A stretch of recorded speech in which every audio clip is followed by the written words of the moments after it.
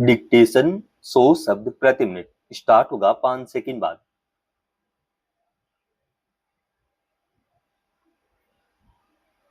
Start. विश्व भर में युद्ध का स्वरूप जिस तेजी से बदल रहा है, उससे यह आशंका भी गहराती जा रही है कि आने वाले दिनों में यह केवल तीन जमीन, समुद्र या हवा तक सीमित नहीं रहेगा।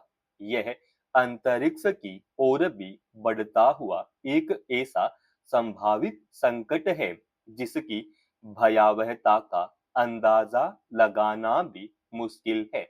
पश्चिम एशिया में संघर्ष से स्पष्ट संकेत मिले हैं कि भविष्य के युद्ध में आसमान और अंतरिक्ष से लड़ने की रणनीति को प्राथमिकता दी जा सकती है।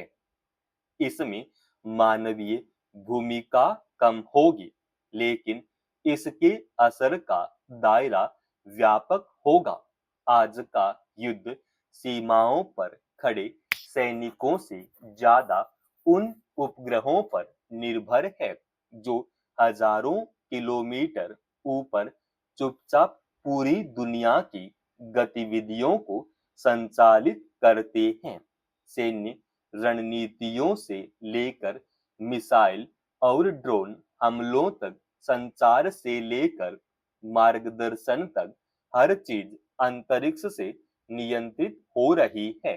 यही वह बिंदु है जहां युद्ध एक ऐसे आयाम में प्रवेश कर सकता है जिसके परिणाम पूरी व्यवस्था के ध्वस्त हो जाने की त्रासदी के रूप में सामने आएंगे। ऐसे में अब समूची मानव सभ्यता को इस बात पर गंभीरता से विचार करना होगा कि कहीं वह अपनी ही विकसित की गई तकनीकी शक्ति को अपने विनाश का साधन तो नहीं बना रही है। अंतरिक्ष युद्ध की भयावहता इसी में है कि उसका असर बहुत व्यापक और दूरगामी होता है। एक उपग्रह का नष्ट होना केवल एक उपकरण का खत्म होना नहीं होता, बल्कि यह उस तंत्र के टूटने की शुरुआत होती है जिस पर आधुनिक जीवन टिका हुआ है। जब उपग्रह पर हमले होंगे तो अंतरिक्ष मलबे के खतरनाक जाल में बदलने लगेगा। हजारों टुकड़ों में बिखरा यह मलबा बंदूक की गोलियों की तरह तेजी से घूमेगा और दूसरे उपग्रहों से टकराकर उन्हें नष्ट कर सकता है। यह एक ऐसा चक्र है जो शुरू तो किया जा सकता है, लेकिन उसे रोकना संभव नहीं होता। इसका अंजाम यह हो सकता है कि अंतरिक्ष दशकों तक खतरनाक मलबे का कब्रिस्तान बन जाए और समूची मानव सभ्यता तकनीकी रूप से फिर अंधकार युग में धकेल दी जाए। जब अंतरिक्ष में कोई गड़बड़ी होगी तो उसका असर धरती पर व्यापक रूप से महसूस होगा। एक ऐसी दुनिया की कल्पना भी डराती है जहां इंटरनेट अचानक बंद हो जाए, मोबाइल नेटवर्क गायब हो जाएं और संचार के सभी साधन पूरी तरह से ठप पड़ जाएं। हवाई जहाज अपने रास्ते से भटक जाए और समुद्र में जहाज अपना रास्ता खो दें और यहाँ तक कि आपातकालीन सेवाएं भी काम करना बंद कर दें।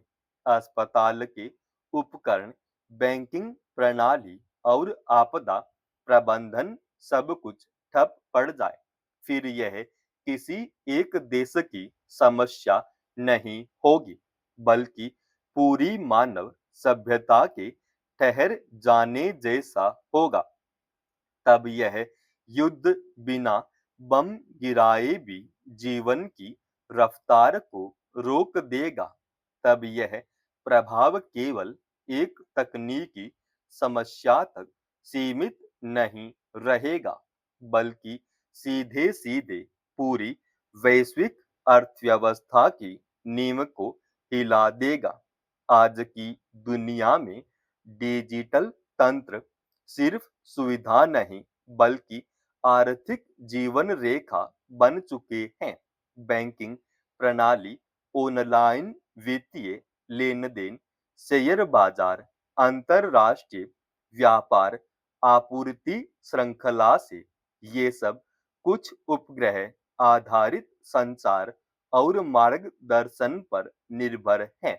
वर्तमान परिदृश्य में जहां क्रिप्टो करेंसी और रियल टाइम ग्लोबल ट्रेंडिंग तेजी से बढ़ रही है, ऐसे में संभावित अंतरिक्ष युद्ध का खतरा और भी गंभीर हो जाता है। इसके अलावा बंदरगाहों और हवाई अड्डों पर कामकाज ठप हो जाने का सीधा असर आम लोगों के जीवन पर पड़ेगा। जरूरी वस्तुओं की कमी हो जाएगी, महंगाई अचानक बढ़ जाएगी और रोजगार पर भी खतरा मंडराने लगेगा। सरकारें आपातकालीन उपाय अपनाने पर मजबूत होंगी, लेकिन डिजिटल निर्भरता इतनी गहरी हो चुकी है कि पारंपरिक प्रणाली तुरंत उसकी भरपाई नहीं कर पाएगी। सबसे खतरनाक बात यह है कि इससे होने वाली तबाही अचानक दबे पांव आएगी, न कोई धमाका, न युद्ध का शोर। व्यवस्था एक ऐसे संकट में घिर जाएगी जिसकी तुलना किसी भी पारंपरिक युद्ध से करना मुश्किल होगा। दुनिया आज उस खतरनाक मोड़ पर खड़ी है जहां अब परमाणु ठिकाने भी युद्ध की मार से सुरक्षित नहीं है। जो स्थान कभी वर्जित माने जाते थे, आज वे सैन्य रणनीति का हिस्सा बनते जा रहे हैं। यह सिर्फ एक सैन्य रणनीतिक बदलाव नहीं, वैश्विक सुरक्षा व्यवस्था के ढहने का संकेत है। रूस यूक्रेन युद्ध ने इस खतरे को स्पष्ट रूप से उजागर किया है।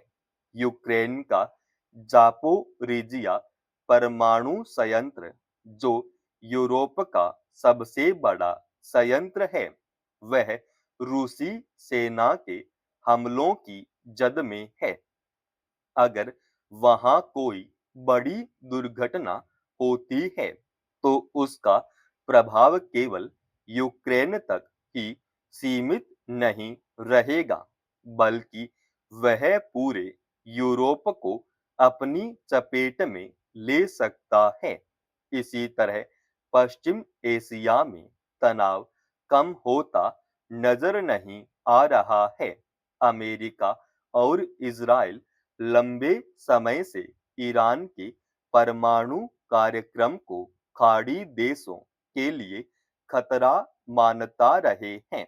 पिछले वर्ष अमेरिका की ओर से फोदों, नतांज और इस्फहान पर हमले यह दिखाते हैं कि दुनिया की महाशक्तियां भी अब लाल रेखा को लांघ रही है।